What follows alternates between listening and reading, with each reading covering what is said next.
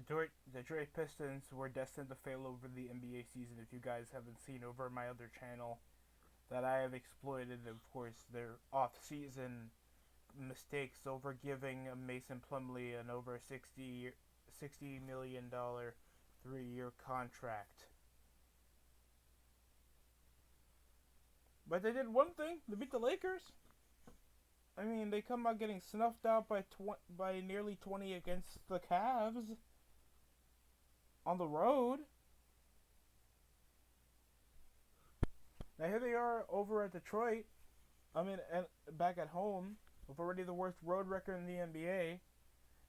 Now they are gonna get probably snuffed by 3 other Western Conference teams. I mean, but you gotta feel proud, bro. You gotta feel proud. It's always the little things that spike up the rest of the day. It's not like LA kind of fell over in the second half. Shot selection was off a must have been dead or something.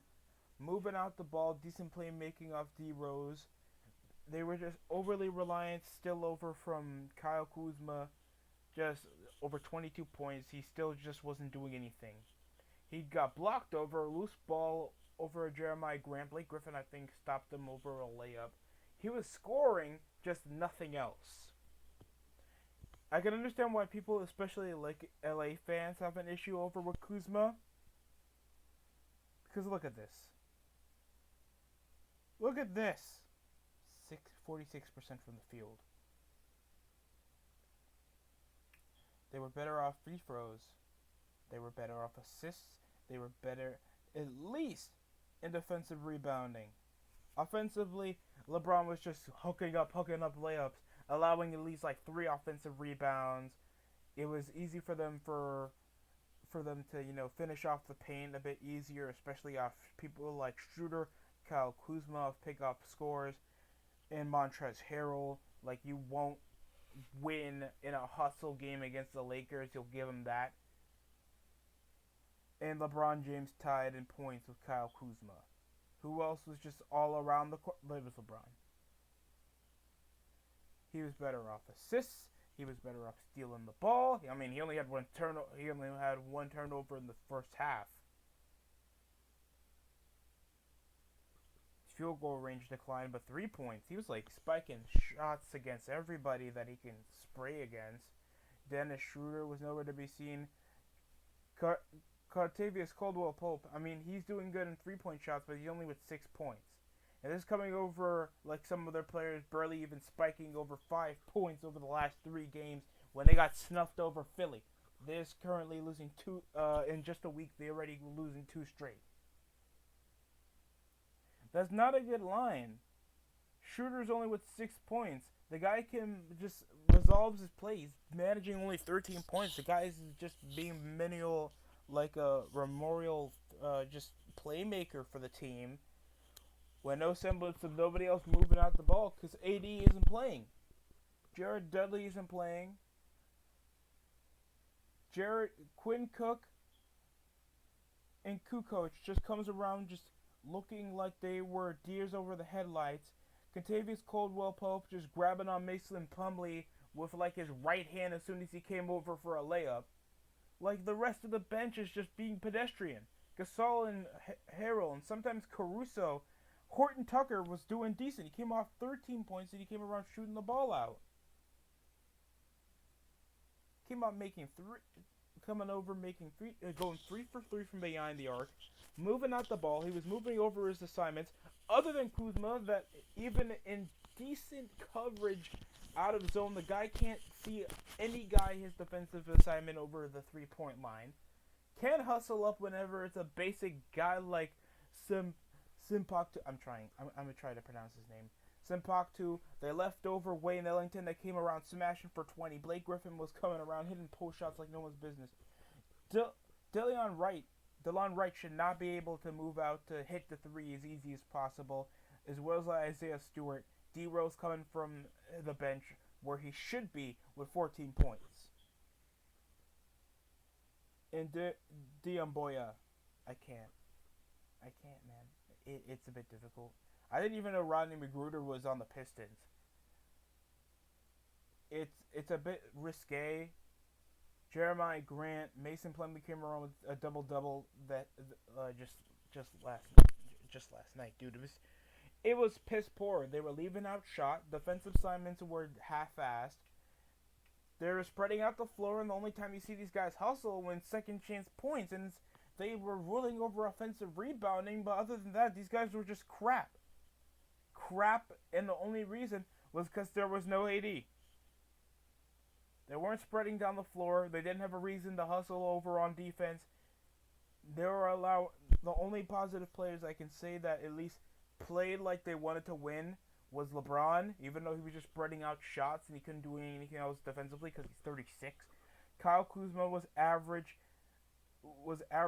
decent. Schroeder was fine.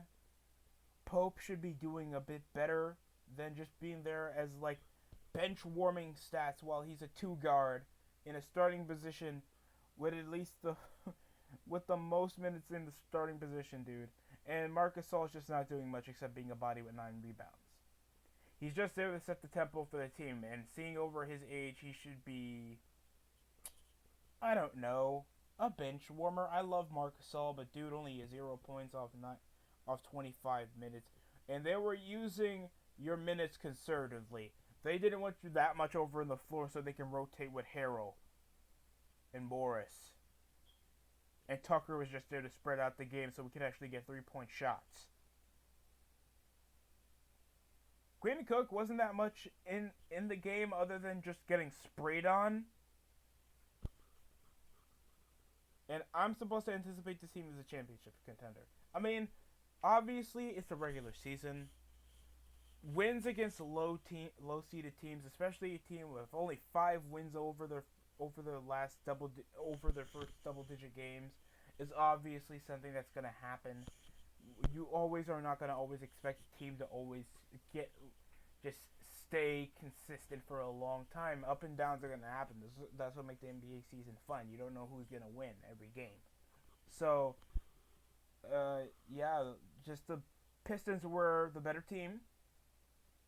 They come out getting a 5th win of the season.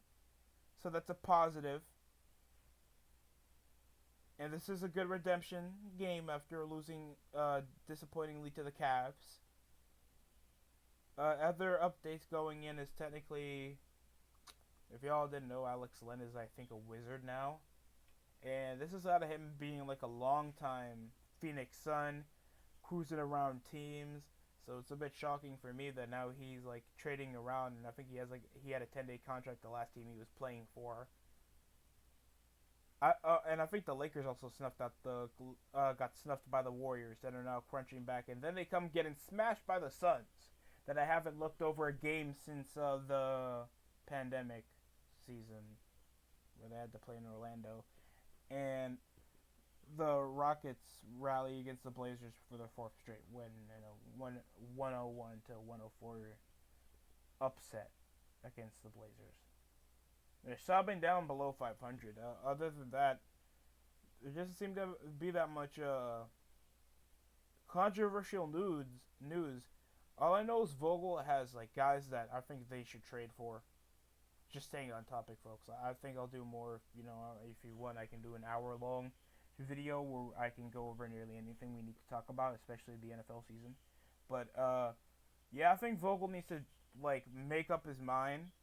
Because there's guys, I think, holding out the team for the Lakers that are, like, they have ability. They just don't have anything else to subtract to make this team useful. Like, I think they should trade away Jared Dudley, Gasol, and possibly Kyle Kuzma. It's a risque threat. He's been issued to be traded and rumored to be traded over the last 2 seasons. Over his ability over to score, he's not that much of a threat perennially for shot blocking. Can't be used that much over for hustle plays. The guy has offensive ability, but if he keeps playing like he did, I saw him play for 30 points in a regular season game. Nothing else he was doing to contribute, and they got snuffed over by double digits. This guy cannot be used as a leading faction. He can't be used in the starting position. And I've been seeing this even from Lakers fan even complaining about his play style. So I think it's decent if we just get rid of him. I'm liking Horton Tucker, Talion. I don't. Wesley Matthews needs more minutes. They picked up McKinney Alfonso. Don't know what they're gonna do. Dennis Schroeder should be used in a more better role. And Devontae Kukoc and Kentavious Caldwell Pope got to pick up more of their game, especially Kentavious Caldwell Pope. What you did over at Mason Plumlee was retarded. That stuff shouldn't have been done. That was minute mistake to just miss out on an assignment. You should have just let him do the layup, and you made him go for an extra foul. I mean, you just put him over for extra points. These are like rookie mistakes for a guy that's 27. The guy has spent years in the league. He should know better. And wow, just pedestrian performance, especially over a team that's what what they lost 3 straight. No, they've lost 2 straight now, like beating pedestrian teams. Bucks are not making it to even the Eastern Conference Final. They beat the Bulls, you beat the Cavs, and then as soon as you face off against a team that's slightly more competitive, like the Sixers, you get snuffed. At least that's by a point. But you come around getting snuffed nearly by over double digits against the Pistons. And now imagine how this is going to look when you face off against the Celtics next game.